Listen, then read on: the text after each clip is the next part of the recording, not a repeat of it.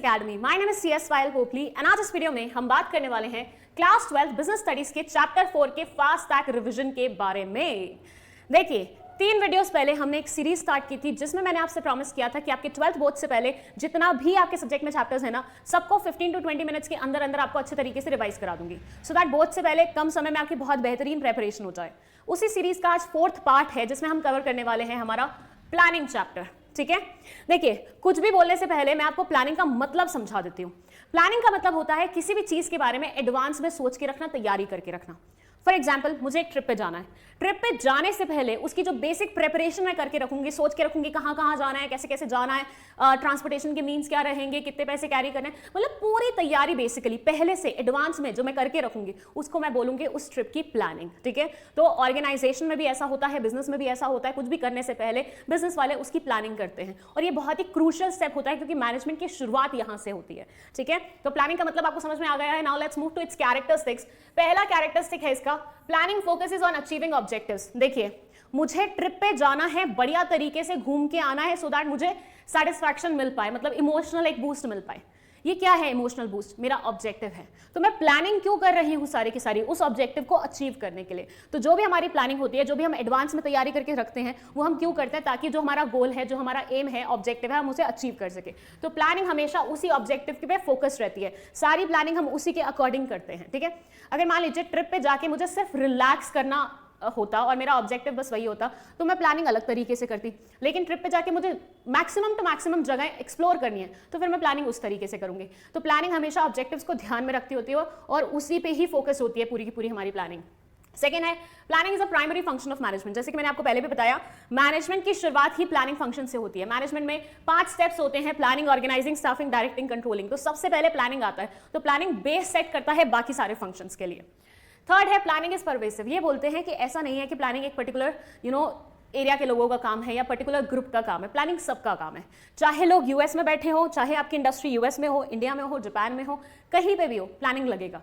चाहे top level की बात करो, मिडिल लेवल की बात करो, लोअर लेवल की बात करो, प्लानिंग लगेगी। चाहे आपका स्कूल है, चाहे आपका हॉस्पिटल है, चाहे आपका कैफे है, हर जगह प्लानिंग की आवश्यकता पड़ेगी। तो प्लानिंग परवेसिव है। जैसे मैनेजमेंट परवेसिव है वैसे प्लानिंग ही भी क्या है? परवेसिव है। परवेसिव का मतलब क्या होता है? जिसकी रिक्वायरमेंट हर जगह हो, जिसकी जरूरत हर जगह पड़े। ठीक है, फिर planning is a continuous function. ये बोलते हैं एक बार प्लानिंग करना शुरू किया उसके बाद चीजें थमती नहीं है।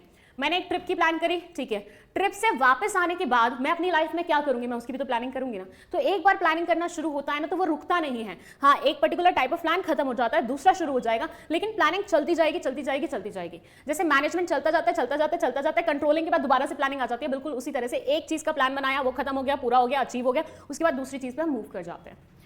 देन है planning is futuristic. Planning obviously हम किसके बारे में कर रहे हैं? पास्ट के बारे में करें क्या? कल मेरा जो दिन बीता है उसमें मुझे क्या करना चाहिए था, मैं उसकी प्लानिंग करूंगी क्या? भाई वो बीत चुका है, उसके बारे में सोचने का भी कोई मतलब नहीं बनता। आज जो चल रहा है उसकी भी प्लानिंग करने का मतलब नहीं बनता, लेकिन जो फ्यूचर में आने वाला है, जो अभी तक देखा नहीं है, उसके बारे में आप प्लान करोगे ना कि कल मैं वहां जा सकती हूँ, कल मैं उससे मिल सकती हूँ। तो प्लानिंग हमेशा क्या होता है? फ्यूचरिस्टिक होता है, फ्यूचर के बारे में होता है। Planning involves decision making. Planning में हमें डिसाइड करना पड़ता है। क्या डिसाइड करना पड़ता है? ट्रिप पे जाना है, कहाँ जाना है, किसके साथ जाना है, कहाँ कहाँ घूमेंगे, किस वाहन से जाएंगे, कितने पैसे लेके जाएंगे, ये सारी डिसीजन मेकिंग ही तो है। तो प्लानिंग में बहुत सारे डिसीजंस लेने पड़ते हैं। Planning is a mental exercise. Planning बस वही इंसान कर सकता है जिसके पास दिमाग होगा। इसलिए कोई भी ट्रिप की प्लानिंग होती है ना, मैं अपने दोस्तों को नहीं देती क्योंकि मुझे पता है उनके पास दिमाग नहीं है। सारी ट्रिप की प्लानिंग मैं खुद ही करती हूँ क्योंकि मेरे पास दिमाग है, सिंपल सी बात। तो प्लानिंग एक मेंटल एक्सरसाइज है जिसमें दिमाग का इस्तेमाल होता है। आपको बहुत सारे डिसीजन मेकिंग्स करने पड़ते हैं, आपको बहुत सारी चीज़ों के बारे में सोचना पड़ता है, बहुत सारी चीज़ों को कंसिडर करना पड़ता है। उसके लिए आपको अपना दिमाग बहुत ही अप्रोप्रिएट वे में चलाना पड़ता है। ठीक है, तो ये मेंटल एक्सरसाइज है। ये हो गए कैरेक्टरिस्टिक्स किसके? प्लानिंग के। Now let's move to its importance. अच्छा एक बात बता दूं, प्लानिंग चैप्टर से, ठीक है, बहुत सारे क्वेश्चंस आते हैं और ये इकलौता एक ऐसा चैप्टर है जिसमें स्पेसिफाइड नहीं है कि इसी टॉपिक में से क्वेश्चन आएंगे। Sometimes they ask questions from characteristics, कभी कभी वो इंपॉर्टेंस और लिमिटेशन से क्वेश्चन पूछ लेते हैं और यहाँ से तो स्ट्रेट अवे पूछ लेते हैं कि बताओ प्लानिंग के 3 एडवांटेजेस, 3 डिसएडवांटेजेस, 3 उसके इंपॉर्टेंस, 3 उसकी लिमिटेशंस। तो आपको हर एक टॉपिक के साथ बहुत अच्छे तरीके से तैयार होना पड़ेगा। ठीक है, चलिए इंपॉर्टेंस में फर्स्ट ही बोलते हैं कि प्लानिंग प्रोवाइड्स डायरेक्शन। भाई मुझे पहले से पता है मुझे क्या करना है, तो मेरे लिए उस पथ पे चलना, उस पाथ पे चलना कितना ईजी होगा। मेरे को पता है मुझे ट्रिप पे जाना है 3 दिन बाद, तो मुझे क्या करना है? 3 दिन बाद ट्रिप के लिए निकलना है। प्लानिंग ने मेरे लिए क्या किया, डायरेक्शन बना दी, मेरे लिए डायरेक्शन सेट कर दी कि भैया तुम्हें इस पथ पे चलना है। तुमने सोचा होगा कि मुझे 12th के बाद फर्स्ट से सीए बनना है, ठीक है, तो तुमने अभी से प्लानिंग करनी शुरू कर दी। तो 12th में या 11th में तुम क्या लोगे, कॉमर्स लोगे। उसके बाद कॉमर्स लेने के बाद तुम सीए फाउंडेशन की तैयारी करोगे, तुम लोगों के पास जाओगे, कोचिंग वगैरह पढ़ोगे या फिर सेल्फ स्टडी करोगे, यही सब करोगे ना, आईसीआई पे जाके रजिस्ट्रेशन करोगे। तो तुम्हारे प्लानिंग से तुम्हें एक पथ मिल गया, एक डायरेक्शन मिल गई जिसके टुवर्ड्स तुम अपने एक्शन लेते रहोगे। तो प्लानिंग आपको डायरेक्शन प्रोवाइड करती है। Planning reduces the risk of uncertainty. भाई देखो, अब मान लो मेरे को ट्रिप पे जाना था, लेकिन मैंने उसके लिए कोई प्लानिंग नहीं की थी। 3 दिन बाद जब मैं ट्रेन पे चढ़ी तो मुझे पता लगा ट्रेन में तो सीट्स ही नहीं है। ये क्यों हुआ, क्योंकि आपने प्लानिंग नहीं की थी। तो बट अगर आप प्लानिंग करके चलते, पहले से ही हर चीज को सोच समझ के रखते, तो आपका कहीं ना कहीं वो जो अनसर्टेनिटी वाला कि टिकट मिलेगी नहीं मिलेगी, जगह मिलेगी, सीट मिलेगी नहीं मिलेगी, वो अनसर्टेनिटी थोड़ी सी खत्म हो जाती है, क्योंकि आपने पहले से एडवांस में टिकट की बुकिंग करके रखी होगी। तो प्लानिंग से बेसिकली आप जो अनसर्टेनिटी, क्योंकि फ्यूचर के बारे में बात हो रही है, फ्यूचर पूरा का पूरा अनसर्टेन है, उसको काफी हद तक थोड़ा सा कम कर सकते हो। देखो, फ्यूचर को एग्जैक्ट वे में प्रेडिक्ट करना इज नेक्स्ट टू इम्पॉसिबल। मैं बोलूं कल बारिश आएगी ही आएगी, मैं कितनी बड़ी जियोलॉजिस्ट क्यों ना हूँ, वही बताते हैं ना, हाँ, तो मैं वो कितनी बड़ी क्यों ना हूँ, बट स्टिल मैं 100% प्रेडिक्ट नहीं कर सकती। इंद्र भगवान जी का मन हुआ लास्ट मोमेंट पे, उन्होंने कल्टी मार ली कि नहीं आज मूड नहीं है बारिश करेगा, तो मैं थोड़ी ना उनको पकड़ पाऊंगी, नहीं नहीं सर मेरे को तो लग रहा था आज आप करोगे तो आपको करनी पड़ेगी, ऐसा नहीं हो सकता, राइट। बट थोड़ा बहुत हम इस रिस्क को कम जरूर कर सकते हैं, उसके बारे में एडवांस में प्रेपरेशन करके, ठीक है। Planning reduces overlapping and wasteful activities. जब कोई इंसान प्लानिंग करता है तो उससे 2 चीजें होती हैं, ठीक है। पहली चीज ये होती है कि एक ही काम 2 बार नहीं होता, ओवरलैपिंग नहीं होती, और दूसरी चीज ये होती है कि कोई भी चीज ऐसा नहीं है कि हुई नहीं। जैसे कि मैं बोलूं, मैं एक बर्थडे प्लान कर रही हूँ अपनी फ्रेंड का, ठीक है, तो आई आस्क अ पर्सन कि कॉफी लेके आना। अब कॉफी कौन लेके आएगा, सिर्फ वही पर्सन लेके आएगा, ऐसे तो है नहीं कॉफी कोई भी नहीं लेके आएगा। अगर मैं ऐसे बोलती कोई जना कॉफी ले आना, पता चला कोई लाया ही नहीं, बट मैंने स्पेसिफिकली तुम्हें बोल दिया कि तुम कॉफी लेके आओगे, तो वो कॉफी लेके आएगा, बट 2 जने कॉफी नहीं लेके आएंगे। बात समझ में आ रही है। एक ही काम 2 लोग नहीं करेंगे, और ऐसा भी नहीं होगा कि काम हुआ ही नहीं है जस्ट बिकॉज आपने अच्छे से प्लानिंग नहीं की थी। तो प्लानिंग करने से हर एक काम की ओवरलैपिंग बचती है, वेस्टफुल एक्टिविटीज बचती है, and at the same time हर काम प्रॉपर्ली हो भी जाता है। प्लानिंग प्रमोट्स इनोवेटिव आइडियाज, क्योंकि प्लानिंग दिमाग का काम है, क्योंकि प्लानिंग में दिमाग लगता है, मेंटल एक्सरसाइज होती है, तो यहाँ पे लोग अपना दिमाग इतनी फुर्ती से चलाते हैं, इनोवेटिव आइडियाज लाते हैं, नए नए तरीके सोच के लाते हैं, सो दैट कैसे बेटर चीजें की जा सके। Planning facilitates decision making. अगर आप अच्छी प्लानिंग करते हो तो डिसीजन मेकिंग भी आपके लिए थोड़ा सा इजी हो जाती है।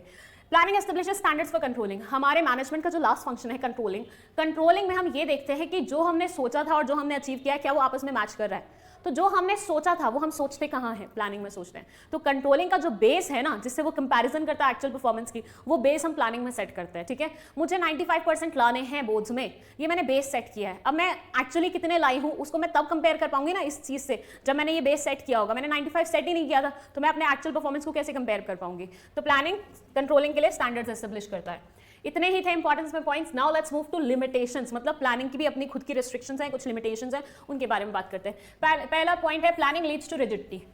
मैंने 3 दिन घूमने का प्लान बनाया था। एक दिन मुझे जाना था फर्स्ट से अयोध्या, दूसरे दिन मुझे जाना था अयोध्या से बनारस, तीसरे दिन मुझे बनारस में घूमना था। बट मैं वहाँ पे गई, मुझे लगा कि यार अयोध्या में ना मतलब अगले दिन कुछ बढ़िया फंक्शन होने वाला है, बट मेरी तो टिकट्स पहले से बुकड है, मेरी तो पूरी प्लानिंग पहले से बुकड है। तो ऐसे में क्या मैं स्विच कर पाऊंगी? ऑब्वियसली नहीं, अनलेस एंड अनटिल मैं बहुत ही ड्रामेटिक बंदी हूँ। यूजुअली जो लोग प्लान बनाते हैं वो उसी से स्टिक रहते हैं, तो उसकी वजह से थोड़ा सा रिजिडिटी आ जाती है, ठीक है। चीजें फ्लेक्सिबल नहीं रह पाती, आप अपने अकॉर्डिंग उसे मोल्ड नहीं कर सकते, बदल नहीं सकते, चेंज नहीं कर सकते। तो planning leads to what? Rigidity. Then planning में not work in a dynamic environment. मैंने सोचा था कि मैं 3 दिन, एक दिन अयोध्या रहूंगी, एक दिन वहां मतलब ट्रैवल करूंगी और एक दिन बनारस रहूंगी, ठीक है। ये मेरा ओरिजिनल प्लान था। मुझे पता लगा कि अयोध्या में तो महाकुंभ की वजह से बहुत ज्यादा भीड़ हो गई है।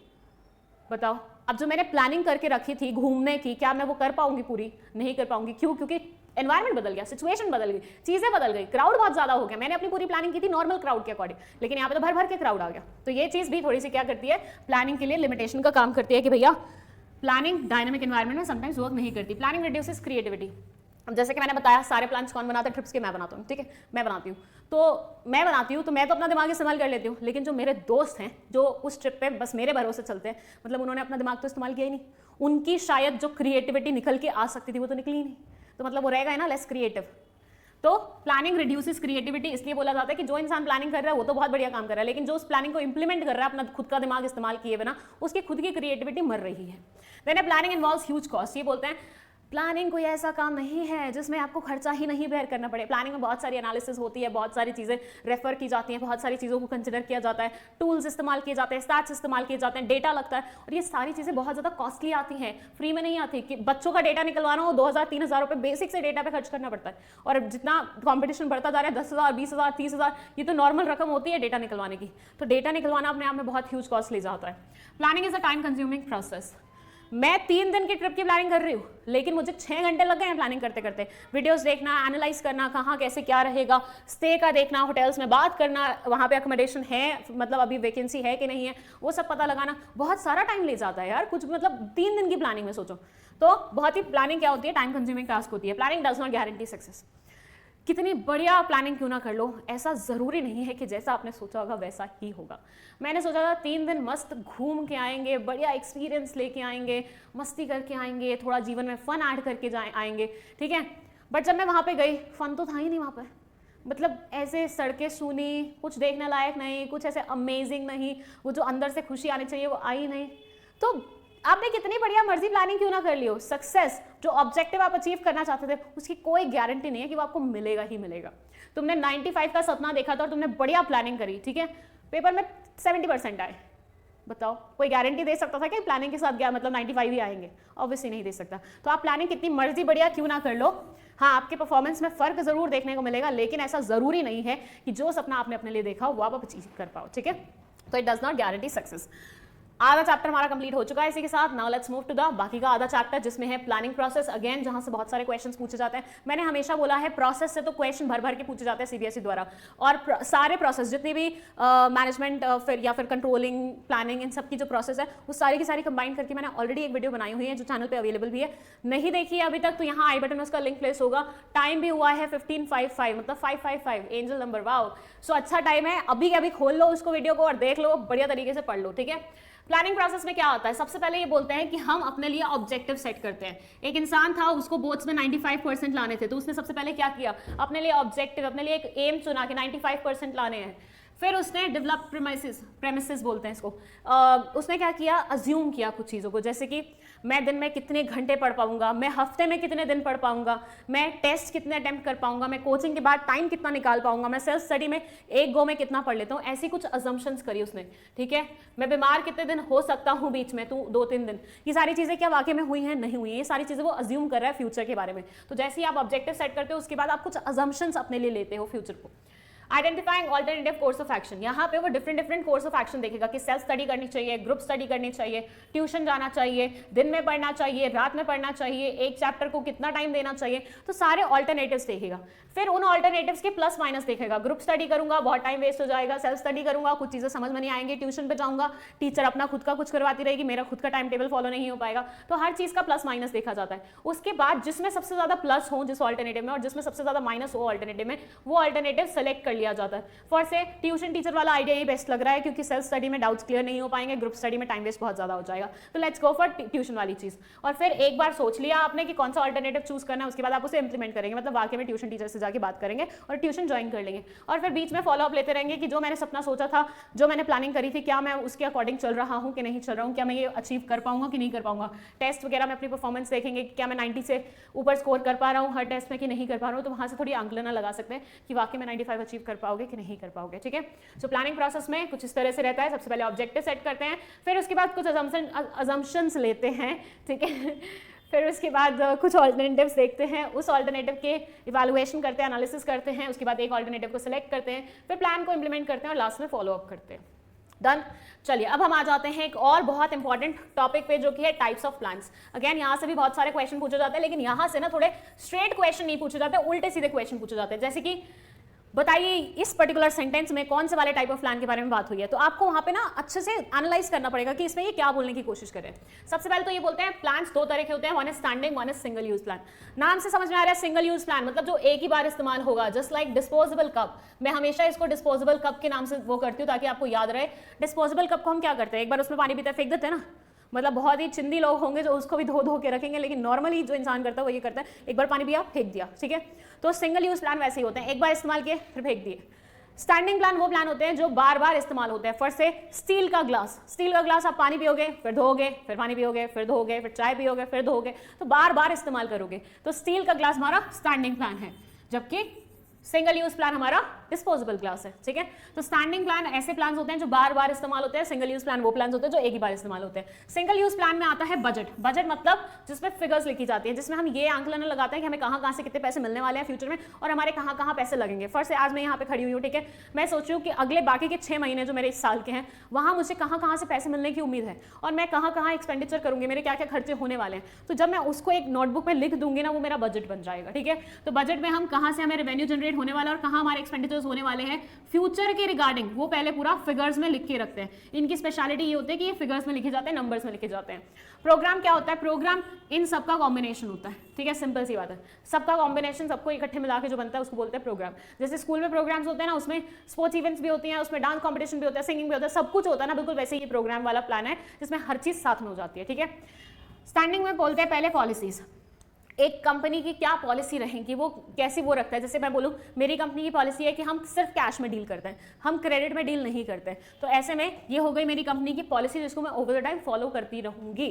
ठीक है, देन है प्रोसीजर। किसी भी काम करने का तरीका क्या होता है, रेसिपी क्या होती है, स्टेप्स क्या इन्वॉल्व होते हैं। ठीक है, और उन्हीं स्टेप्स में से अगर एक स्टेप को और ज्यादा डिटेल्ड वे में हम समझे तो उसको हम बोलते हैं मेथड। ठीक है, फर्स्ट से मैं हलवा बना रही हूँ। ठीक है, तो हलवा बनाने में क्या होता है, पहले घी डालते हैं, सूजी डालते हैं, फिर आटा डालते हैं, उसको घुमाते रहते हैं, फिर उसको ब्राउन होने तक का वेट करते हैं, फिर उसमें थोड़ा सा पानी डालते हैं, दूध डालते हैं, व्हाटएवर जो भी डालते हैं डाल देते हैं, फिर चीनी डालते हैं। तो इस तरह से क्या है, स्टेप वाइज हम जो प्लान बनाते हैं उसको हम बोलते हैं प्रोसीजर।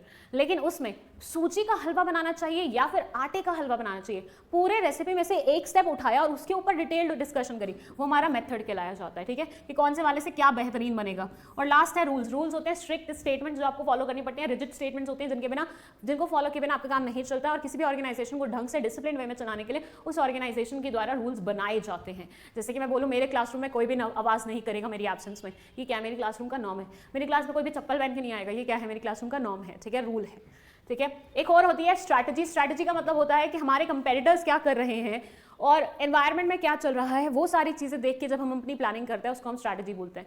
हम उसमें देखते हैं कि एनवायरनमेंट में लोग किस चीज़ को लाइक कर रहे हैं, हमारे कंपेटिटर्स क्या सर्व कर रहे हैं, कितने का सर्व कर रहे हैं। इन सारी चीज़ों को ध्यान में रखते हुए हम अपना एक बहुत ही बेहतरीन कॉम्प्रिहेंसिव प्लान बनाते हैं ताकि हम अपने कंपेटिटर्स को बीट कर सके, एनवायरनमेंट में एक्सेल कर पाए। उस पर्टिकुलर टाइप के प्लान को हम बोलते हैं स्ट्रैटेजी। ठीक है, चलिए इस चैप्टर में बस इतना ही। आई होप ये पूरा चैप्टर आपको बहुत अच्छे तरीके से रिवाइज हो गया है। अगर आप इसे डिटेल्ड वे में समझना चाहते हैं तो वन शॉट अवेलेबल है इसका, बट फिलहाल बोर्ड से पहले I don't think so you guys have time, so इसी से काम चला लो। अब क्या होगा, शाम को इसी चैप्टर के मोस्ट इंपॉर्टेंट क्वेश्चंस की वीडियो आएगी, तो वो देख लेना, उससे तुम्हें क्लैरिटी मिल जाएगी कि किस नेचर के क्वेश्चंस पूछे जाते हैं। और थोड़े बहुत क्वेश्चंस मैं वहाँ पे आपको प्रैक्टिस भी करा दूंगी। उसमें 1 मार्क क्वेश्चंस भी हैं, MCQs जो आते हैं, 3 मार्क्स भी हैं, 4 मार्क्स भी हैं, 6 मार्क्स भी हैं। वहाँ पे मैं आपको राइटिंग का तरीका भी बताऊंगी कि किस नेचर के क्वेश्चन में आपको लिखना किस तरीके से पड़ता है। क्योंकि ना जहाँ बच्चे मार्क खाते हैं ना, वो यही पॉइंट होता है कि वो उनको पता नहीं चलता कि लिखना कैसे है। मतलब आंसर आता है लेकिन राइटिंग स्किल्स बहुत पुअर होती है या फिर प्रेजेंटेशन का तरीका बहुत पुअर होता है। तो वो अगर आपको इंप्रूव करना है तो वो मोस्ट इंपॉर्टेंट क्वेश्चंस वाला सीरीज फॉलो कर लो। हर चैप्टर का आ रहा है, वो आज 4th चैप्टर का आएगा,